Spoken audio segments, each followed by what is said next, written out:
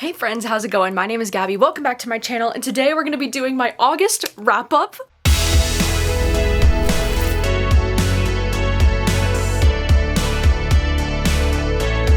I wanted to apologize that this video is a few days late. I know I try to get my wrap-ups up by the end of the month, but it was for a good reason because in the month of August I read 29 books, which is the highest amount of books that I've ever read per month. And if you are wondering, there is a breakdown because I read 9 mangas this month, I read 6 horror novellas, and then I read 14 full-length novels. So there was a lot of reading that happened this month. And even though this is the most books I've ever read in a month, it's also the month where I've given the most 1 stars. I'm pretty sure, like, I had 4 different books that I gave 1 stars this month. It was a tough time, you know, it was rough out here. But before we do jump into the wrap-up, I wanted to say a huge thank you to Book of the Month for sponsoring today's video. If you haven't heard of Book of the Month at this point, then I don't know what rock you've been living under, but let me tell you a little bit about them. Book of the Month is a super popular and fast-growing online book service for readers, and their mission is to promote new and emerging authors and help readers discover books that they love. Every month, at any given time, there are hundreds and hundreds of new books coming out, and their team vets the top few that they think their readers would be the most interested in. So every month, they have at least 5, if not more, selections to choose from. It's nice because you can even get access to some early titles that aren't even out yet, and you can spend more time reading and less time researching all the new releases. It's basically like they're doing all the work for you and you just get to read and have fun. Book of the Month is completely risk-free because you can skip any month if you're not feeling any of the selections with no penalty and you will not get charged. But I guarantee you're not going to want to skip any of these months because almost all of the times they have some of my most anticipated books of the year as monthly selections. I actually think it's really hard just to pick one. Plus, they have the best prices for new hardcover fiction books because if you walk into any regular store right now, you're going to find a new hardcover book for anywhere from $26 to $28. But this month, when you use my code gabbyreads, you can get your first book for just $9.99. Once again, a freaking steal. Like, that is cheaper than most paperbacks. It's insane. How do they allow this? My first pick that I chose this month is Killers of a Certain Age. I chose this one naturally because it's like the mystery thriller pick of this month.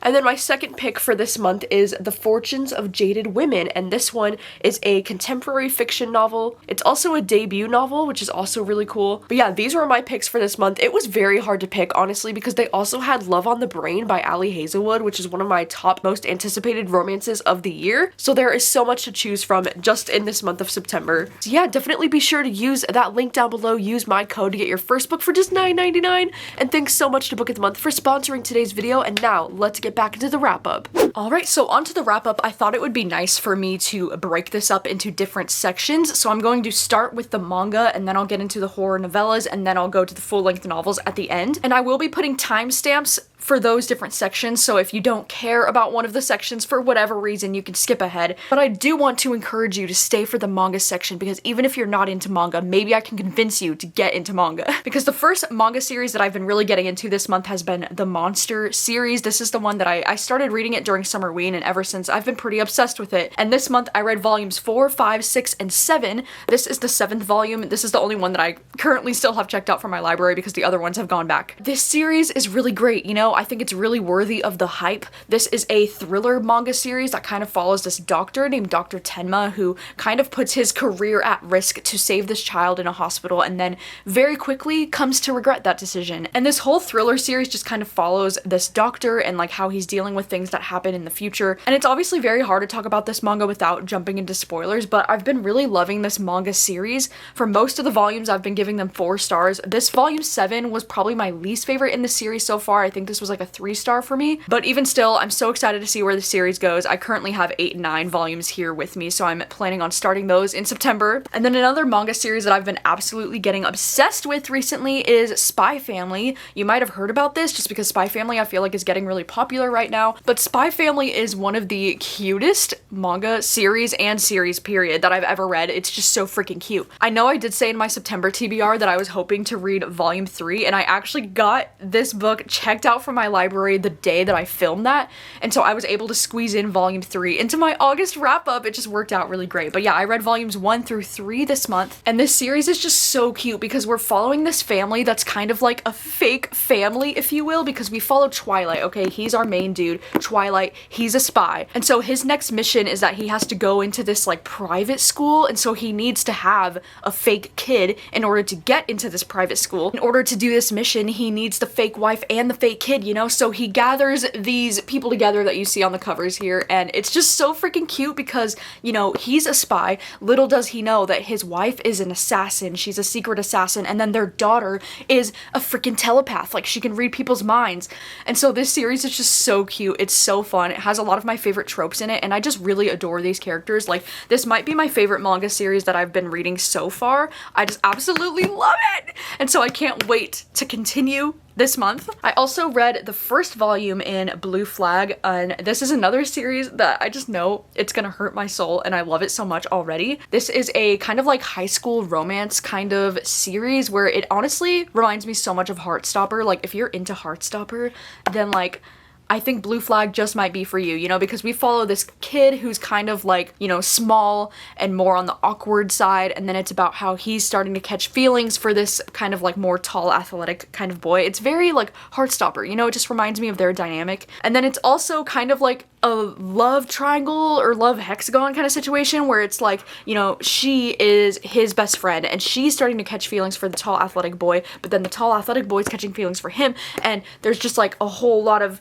romance happening, and it's so fun and it's so cute. Like, the artwork in this series is just like absolutely adorable and makes my heart so happy. So yeah, Blue Flag, it's a good time. This first volume is 5 stars for me. I absolutely love it. I love it so much. I cannot wait to continue. And then the last manga that I got to this month, I do manga because it was Fangirl, which is volume 2. And if you didn't know, one of my favorite books of all time is Fangirl by Rainbow Rowell, and this is the manga series. Like, so they're making a series of mangas based on the Fangirl book, and so it's basically the story, like the actual book of Fangirl, but just told in manga format.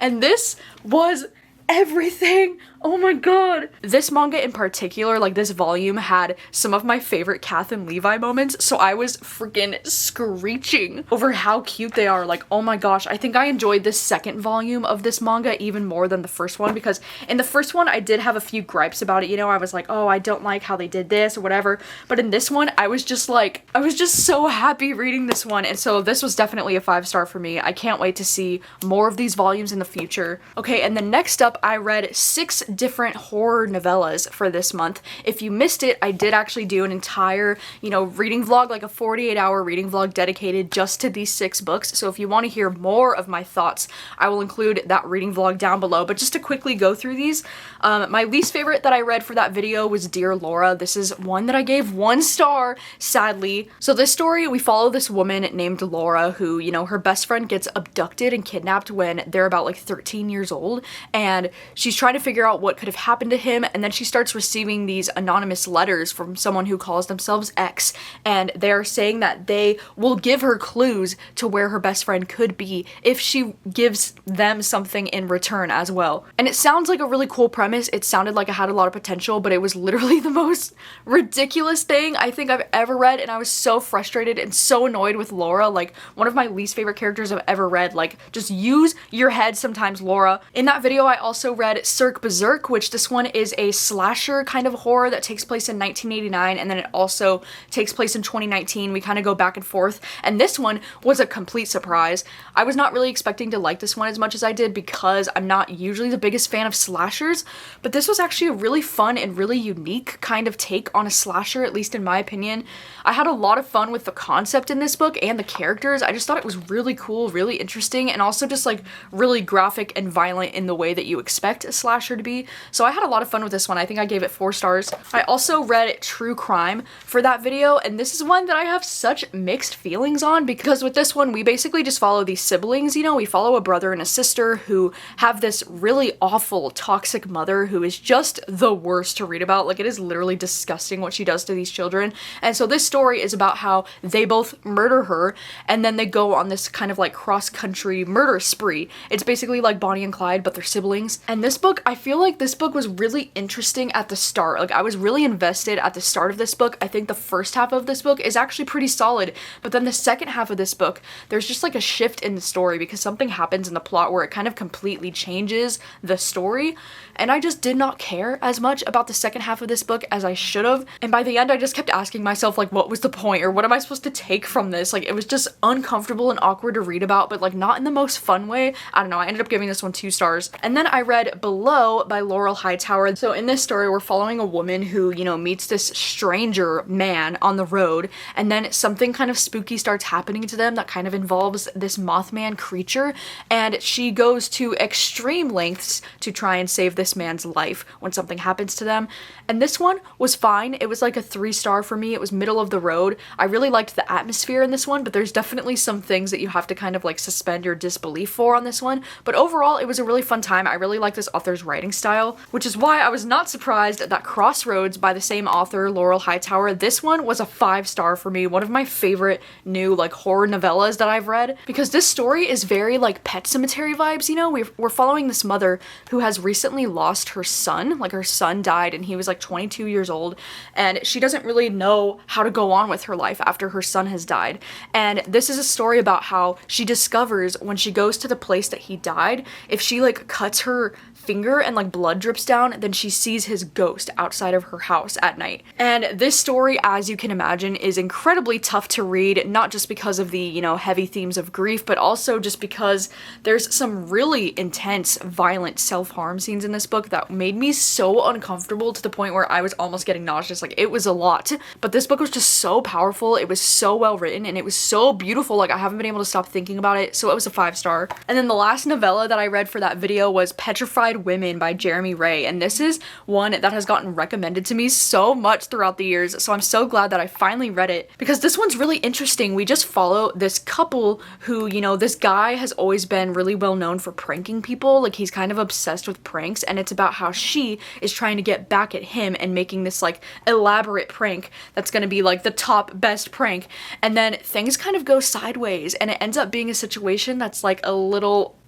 questionable. And there's also some things that happen towards the end of this book that are just it's so good. It's so weird. There are a lot of trigger warnings though for things like sexual violence in this book and different things like that, so I would definitely look up the content warnings before reading this. But oh my gosh, this was wild. This was unlike anything I've ever read before, and I just really enjoyed it. This was like a 4.5 out of 5 for me. Alright, so now getting into the novels section. The first full-length novel that I read this month was The Butcher by Jennifer Hillier, and in this book we're following this police officer named Edward Shank, who he is now currently retiring, and he is the one who took down the Butcher, which was this really notorious serial killer in Seattle about 30 years ago. And now he's giving his home to his grandson Matt, because he's going to be like living in a retirement home, and so Matt inherits, you know, Edward's old home, and he quickly discovers some family secrets that might reveal things like maybe the Butcher is not dead and the Butcher could still be out there. And then we also simultaneously follow Matt's girlfriend,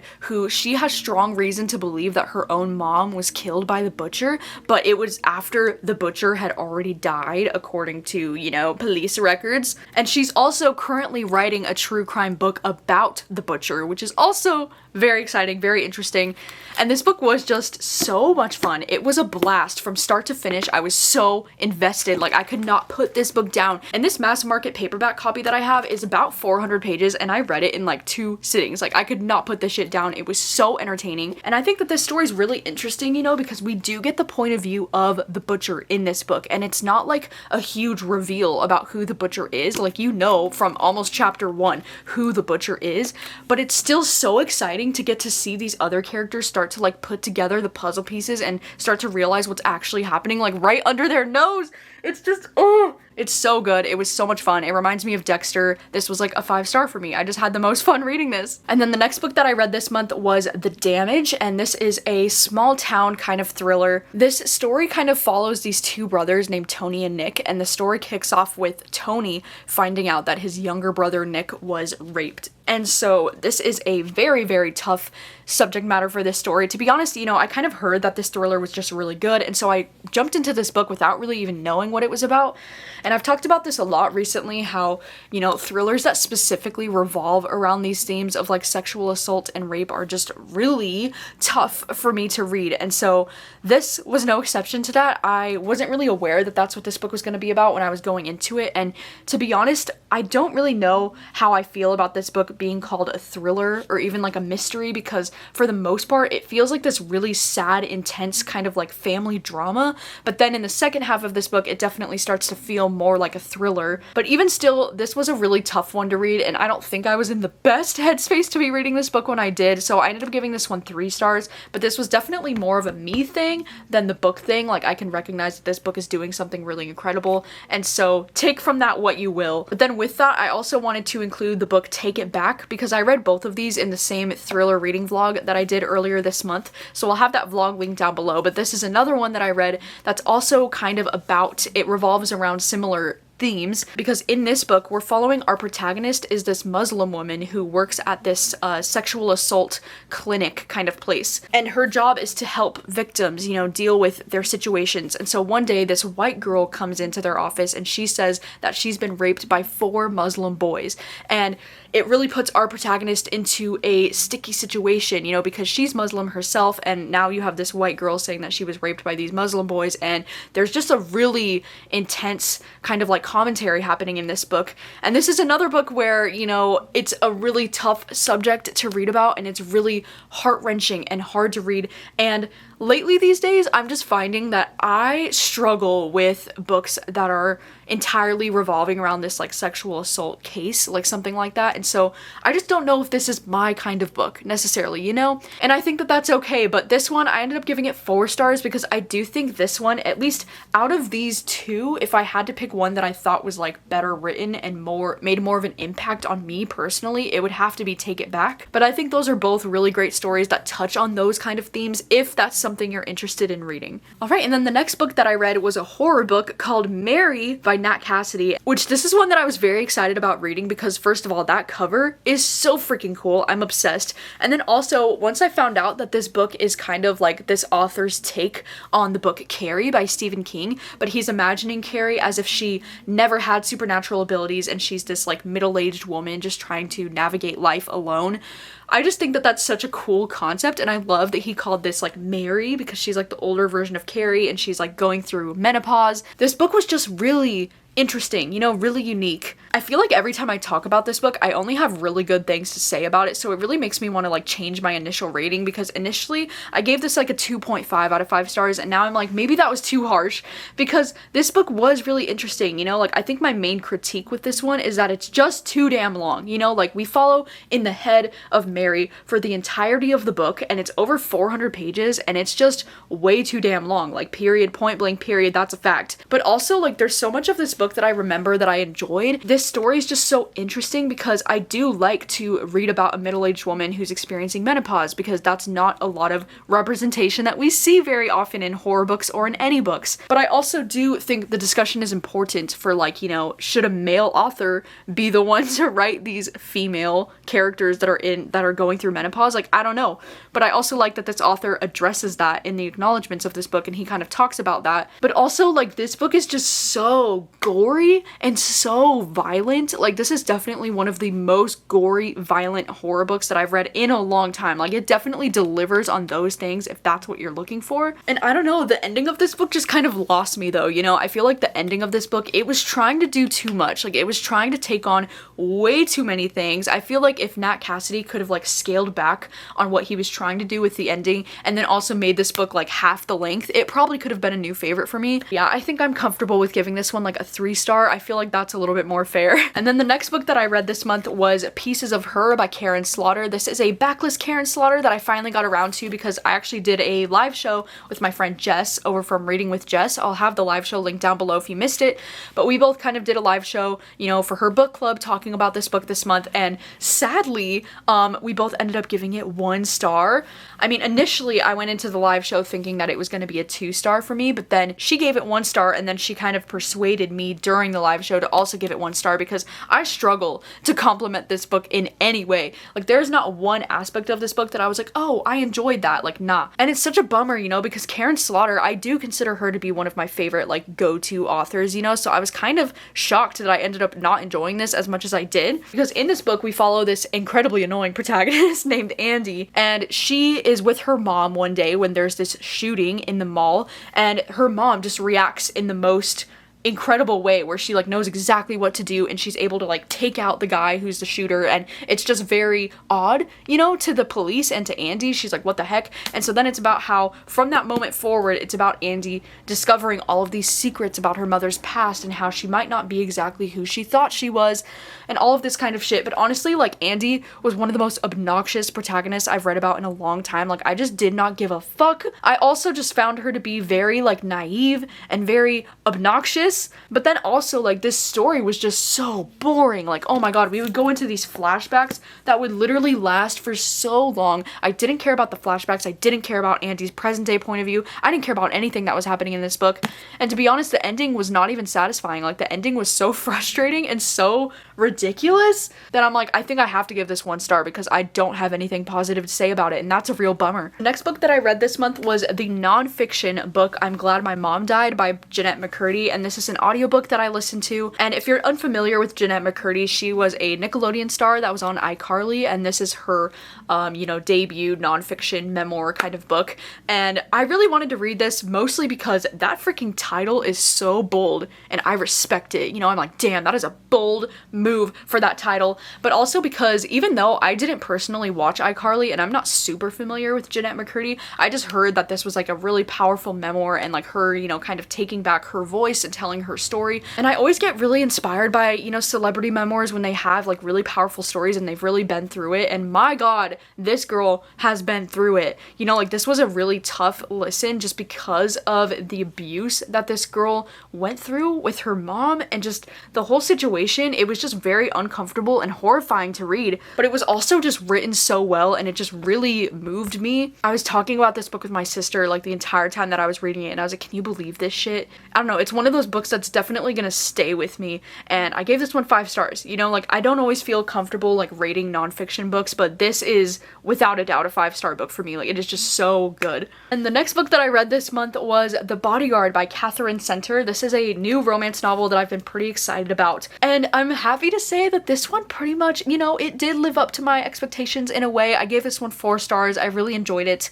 Something that I think is really unique and really cute about this romance book is that she's actually going to be the bodyguard for him, which was not what I was expecting after seeing this cover. Like, I just assumed that he was going to be the bodyguard, but no, she's the bodyguard, and it's cute because she's tiny and small and people don't expect anything from her, but she's actually a total badass, and I really love that. And the cutest thing too is that, you know, he doesn't want his family to know that she's the bodyguard, because the whole reason he needs a bodyguard is because he has some crazy stalker out there that is making, you know, some serious threats against his safety, and so they hire her as the bodyguard, but then he tells his family that she's his girlfriend. And so not only do we have this cute, you know, bodyguard trope happening, we also have fake dating, which we all know is one of my top tier favorite tropes. And like, this book was just really cute, you know, it was just a really cute time. I loved, like, there were some scenes that had me cracking up, like literally laughing out loud when he was talking about how actors sometimes have to fake cry in certain scenes when they're filming, and she's like, don't ruin movies for me. Oh my god, it was just so entertaining. It was so cute. It was so lighthearted. It was like the perfect summer rom-com, you know, it just like lifted my mood. I gave this one 4 stars. It's not like a new all-time favorite romance, but it was definitely something that put a smile on my face and was a good way to pass the time, you know? The next book that I read was Runtime by Catherine Ryan Howard. This was the first book that I read in another vlog that I did this month that was like reading my most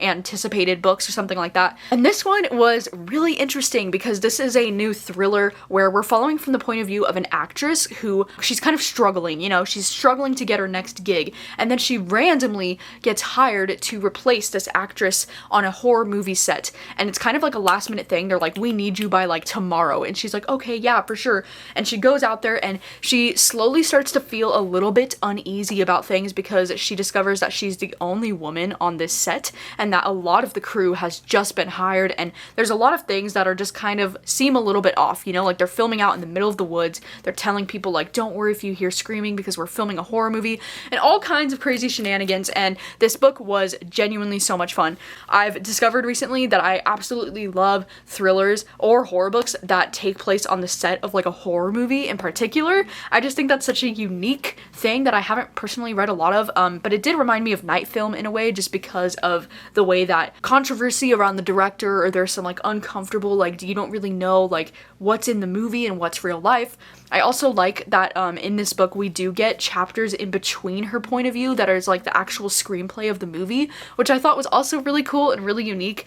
And even though the ending of this wasn't my favorite, like I thought it was a little predictable towards the end, I still had so much fun with this one, and I loved the atmosphere. Like I would reread this book again just for the atmosphere alone. And so yeah, I gave this one 4 stars. I really enjoyed it. And then I read Love in the Time of Serial Killers, which this is a romance novel that I really just think you should watch the vlog that I did on this to get the full scope of my feelings on this book, because it was a lot. I went through a roller coaster of emotions reading this book, because one minute I was absolutely obsessed, and then the next minute I was hating it so much that I almost DNF'd it. By the next update, I was fucking in love with it again, and I thought maybe this protagonist might be one of my most relatable characters of all time, because in this book we're following this girl named Phoebe who is obsessed with true crime and like true crime podcasts, and she's also a fucking Capricorn, which also makes her one of my most relatable characters ever just because of that. She starts to suspect that her neighbor, Sam, might be a serial killer. And then this is a romance between the two as she starts to realize that he's not a serial killer and he's legit one of the softest men to have ever existed ever. And I still think,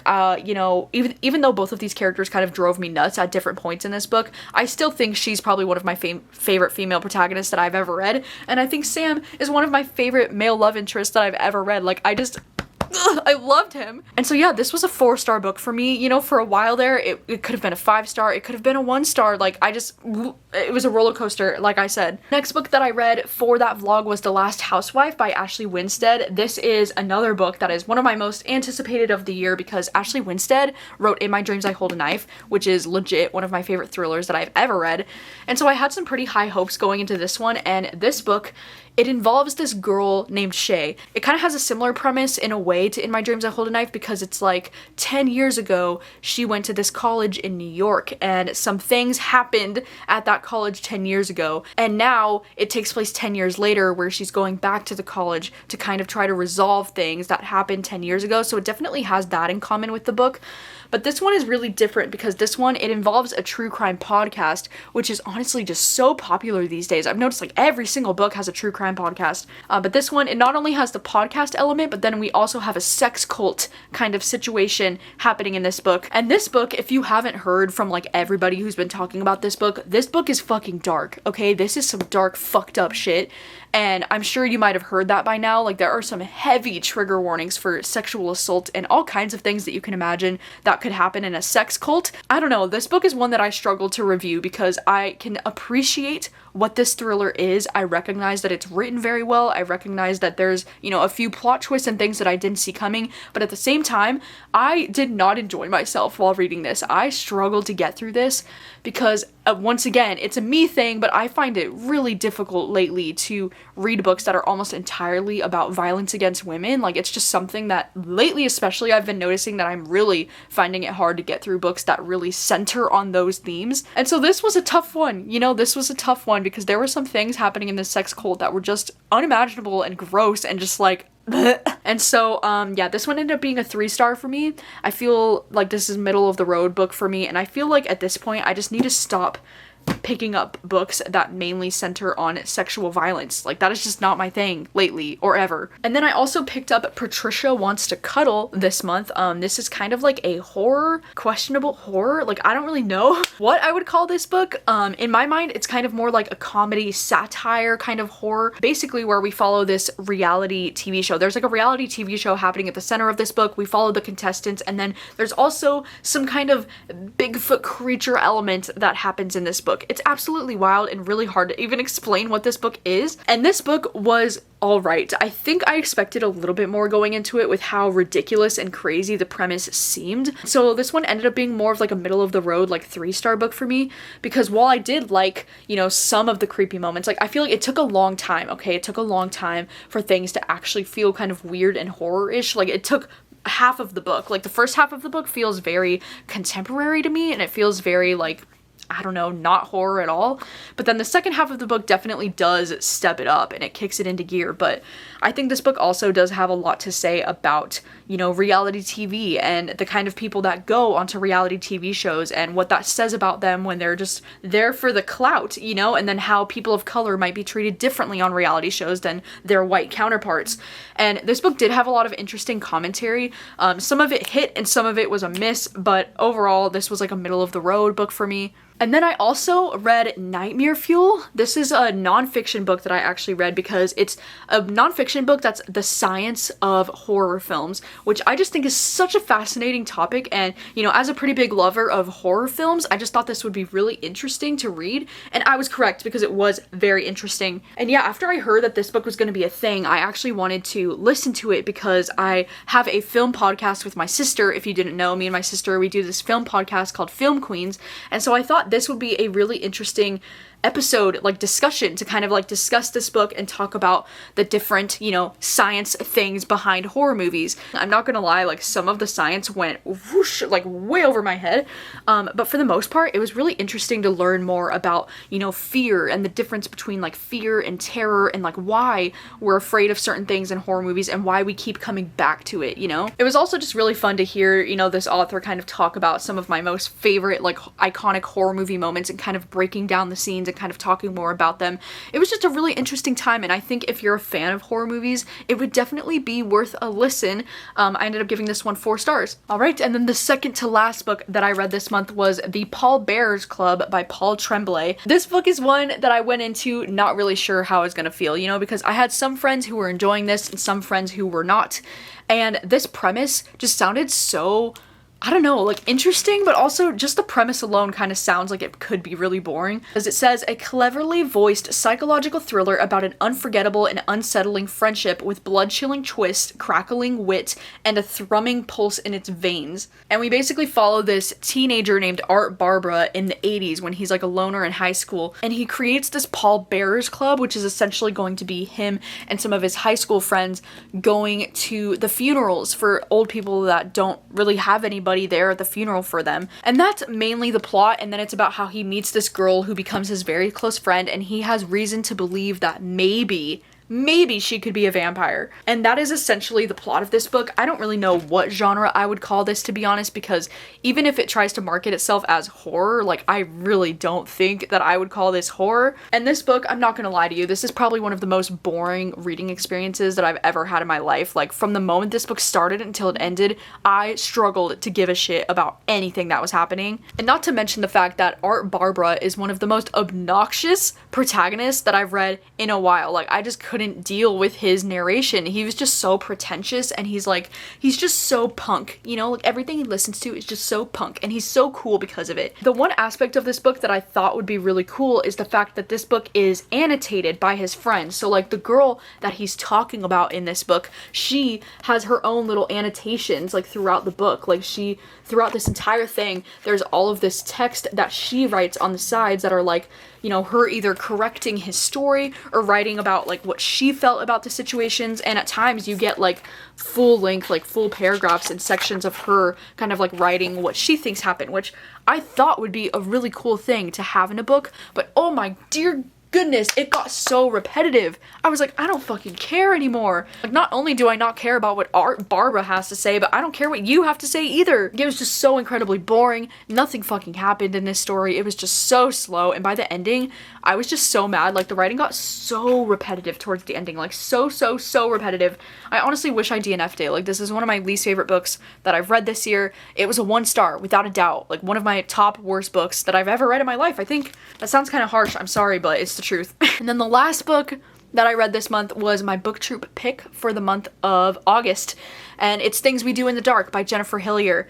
And by the time you're seeing this, the live show will have happened, so I will link the live show down below. And if you missed the live show, then you might have missed it, but I'm pretty sure my rating for this book is 1 star too.